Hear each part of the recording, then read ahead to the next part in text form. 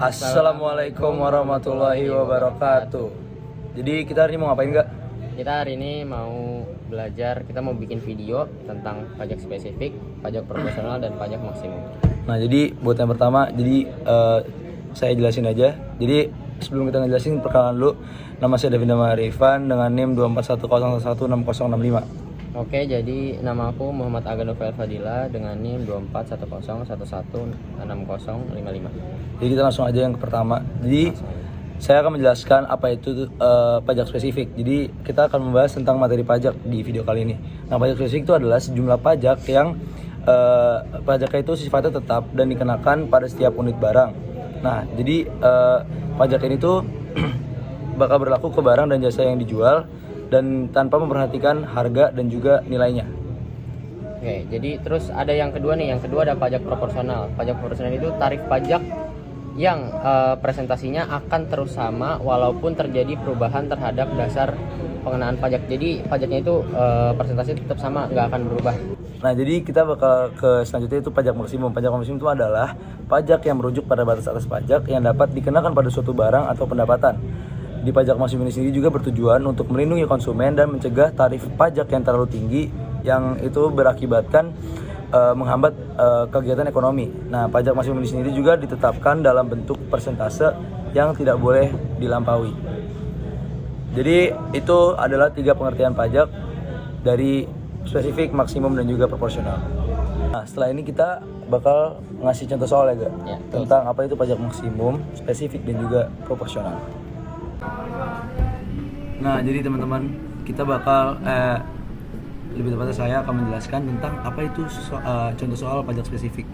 Jadi di sini bisa kita lihat di soalnya adalah QD sama dengan 36 min 3P dan QS adalah 2P min 4. Nah, di sini pajak yang ditentukan adalah sebesar 5. Nah, jadi langsung aja kita mencari titik pertama, bukan titik pertama, maaf, garis miring pertama, yaitu QD sama dengan 36 min 3P. Nah, di sini Q0 P sama dengan 12 karena dimasukkan ke soal yang 36 min 3P-nya ini. Nah, terus yang selanjutnya adalah Q sama dengan 36, P sama dengan 0. Begitu juga kita lakukan di yang QS. QS 2P min 4, Q0 P-nya berarti sama dengan 2. Nah, selanjutnya itu Q0 P-nya sama dengan min 4. Dan selanjutnya kita masukkan ke kurva ini. Yang pertama, ini di kurva ini garis QD, teman-teman. Nah, di yang QS ini kita masukin ke sini garis miring pertama, min 4 min 2. Min 42, maaf, min 42. Nah, setelah kita sudah memasukkan garisnya ke kurva, kita mencari E-nya. Nah, rumus E itu sama dengan QD sama dengan QS. Langsung jadi kita masukin aja yang dari fungsi ini tadi pertama. 36 min 3P sama dengan 2P min 4 sama dengan 40 bagi 5P. Nah, P-nya itu sama dengan, atau PE itu sama dengan 8. Nah, di sini kenapa QE-nya bisa 12? Karena 8 ini sebagai P dimasukkan ke sini. Jadi 36 min 3 dikali 8. Nah, setelah itu sudah kita ketemu 12 ini karena 36 min dikurang 24 sama dengan 12. Nah, di 12 ini kita langsung masukin ke sini, teman-teman. 12 ini QE-nya 12, PE-nya 8. Nih, ini kita bikin yang di sini, teman-teman.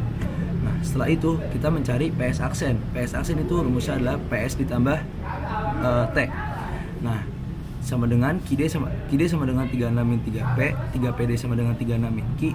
Nah, PD-nya adalah sama dengan 12 min sepertiga Q.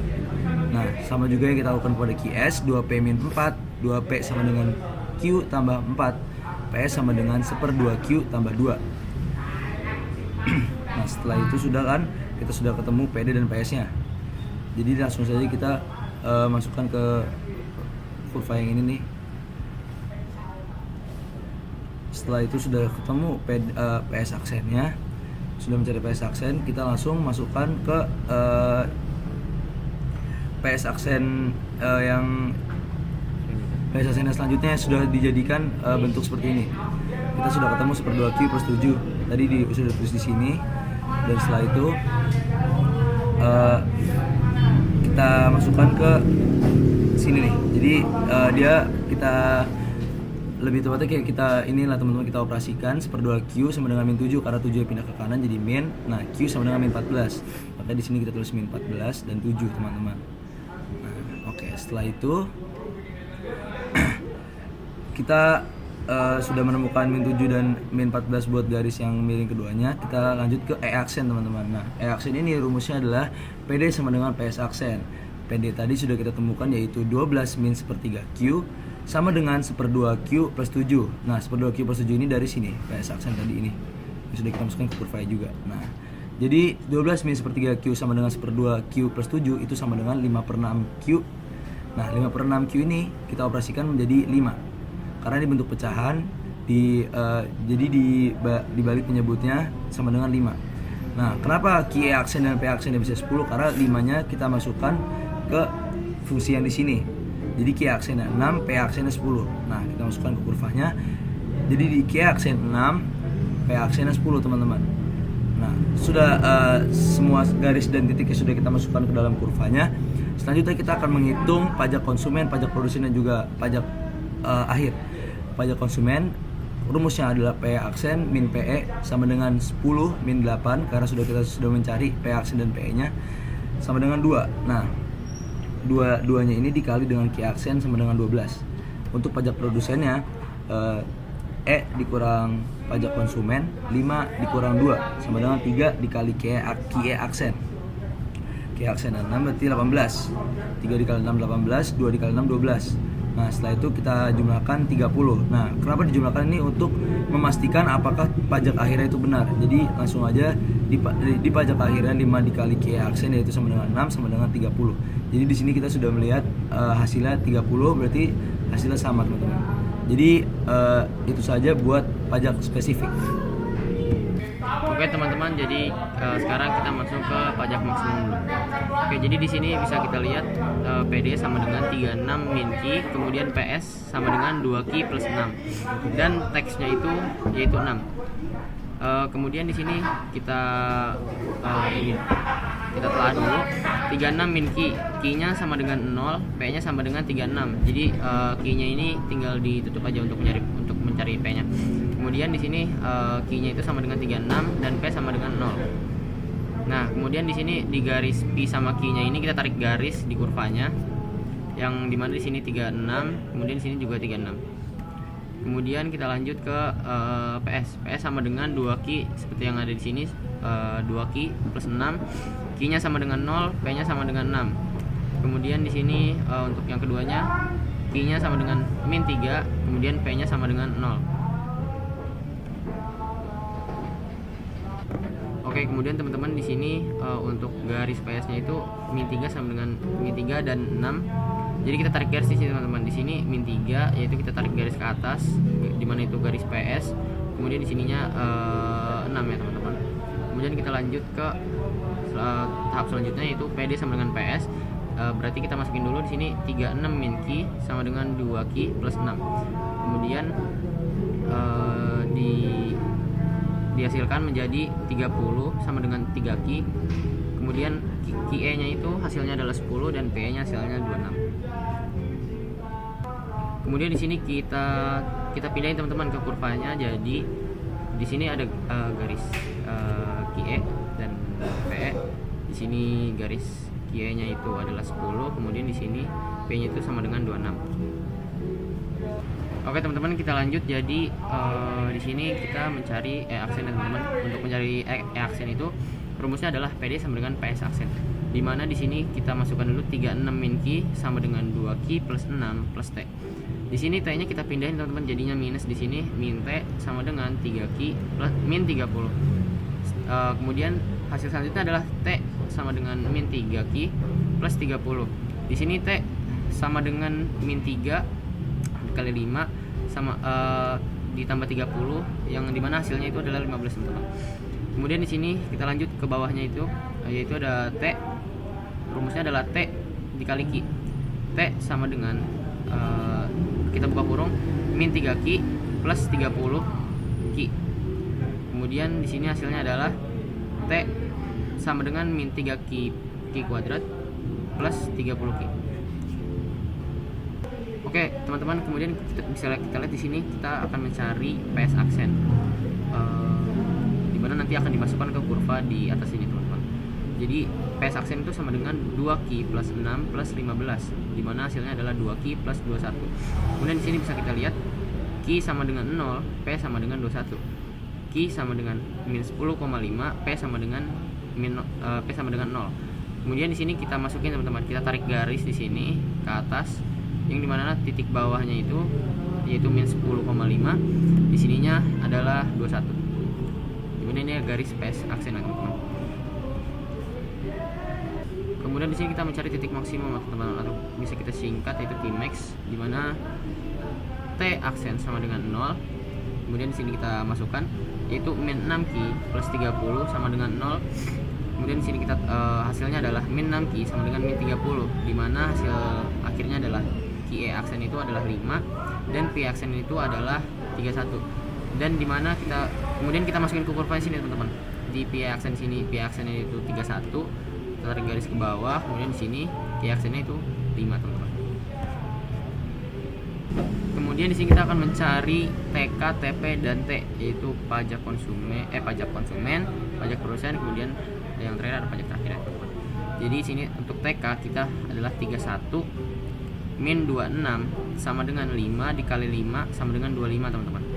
Kemudian di sini untuk pajak produsennya atau TP yaitu 15 min 5 sama dengan 10 dikali 5 teman-teman, yang dimana menghasilkan angka 50. Kemudian di sini kita jumlahin dulu ya teman-teman untuk memastikan apakah jika pajak akhir ini adalah benar. Jadi kita tambahin 25 ditambah 50 itu sama dengan 75 teman-teman. Nah, kemudian di sini pajak akhirnya tertulis di mana 15 dikali 5 sama dengan 75, berarti hasilnya ini benar teman-teman, karena sudah dipastikan dari penjumlahan di antara pajak konsumen dan pajak produsen teman-teman.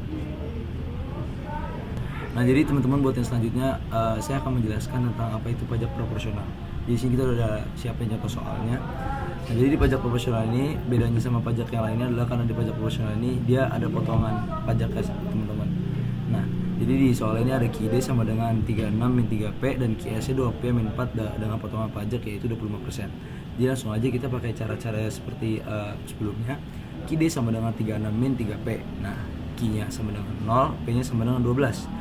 Dan kita lakukan juga seterusnya, itu adalah Q sama dengan 36, P-nya sama dengan 0. Jadi kita tinggal tutup ini aja teman-teman untuk menemukan P sama Q-nya. Nah, di garis P12 dan garis Q36 langsung kita buat di kurvanya teman-teman. Garis P12, garis Q-nya 36. Nah, selanjutnya kita ke fungsi yang QS.